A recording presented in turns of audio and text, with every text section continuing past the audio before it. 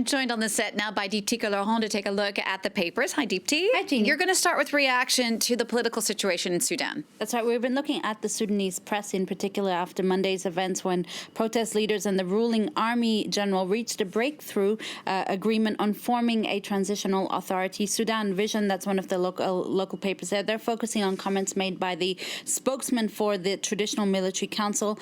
Both sides agreeing in theory to a structure of the transitional period, the mandate, and the governance system. The day of those events actually ended with violence, however, in front of the army's headquarters, with unidentified people firing at protesters who've been there for the past month. This Arabic language daily, Al Rakoba, condemns the role of the military council that's being led by Abdel Fattah Burhan, the daily expressing its disappointment that the council hasn't yet formed a civil government, accusing it of wanting to hold on to power for an indefinite period of time and accusing the council of trying to, quote, steal the revolution.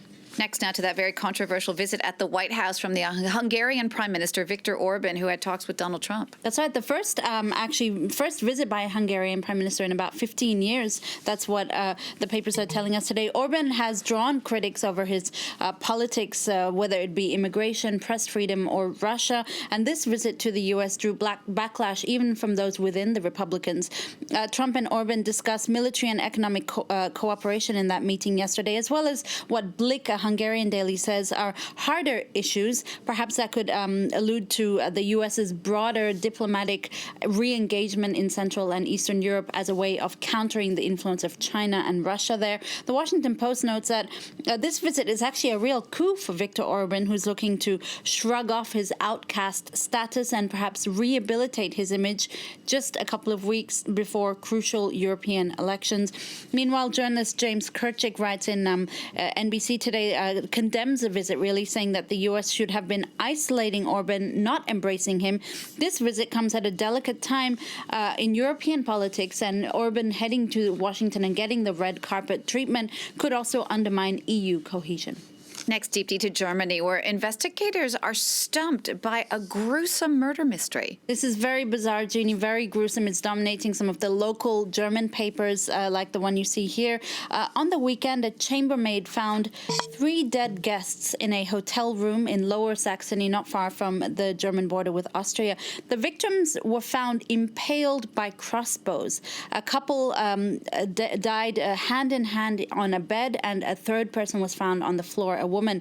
Their investigation of that led them to the apartment of one of the deceased, where police found the bodies of 2 more women. It's unclear what connection the deaths might have, but the news has stunned local residents in this sleepy town of Passau. The first group of victims had arrived for the weekend from different parts of Germany, but they'd booked a triple room, so they're staying in that room together. They'd traveled with the crossbows, it appears. Results from the autopsy will tell us more when it comes out later this week. All right, just to wrap up now, something completely different, a lot lighter.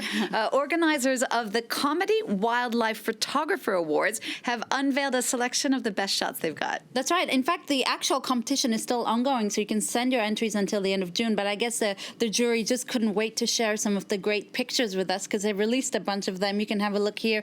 This year's competition has a special message on protecting wildlife habitats and being conscious of the environmental impact on animals. Take a look here. You have the sideways pose by a couple of owlets. It's really cute. The barn owl in the middle there, clearly enjoying what seems to be a private joke. A couple of squirrels playing with a camera there, and that beautiful Japanese snow monkey. It kind of looks like an Elvis pose to me, but maybe it's just me who's seeing it like that. The one I really loved was a little penguin who's either got a jet propeller at his rear end or is just letting off a little gas and hopes nobody in the colony notices.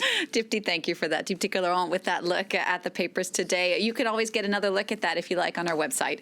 The address is France24.com.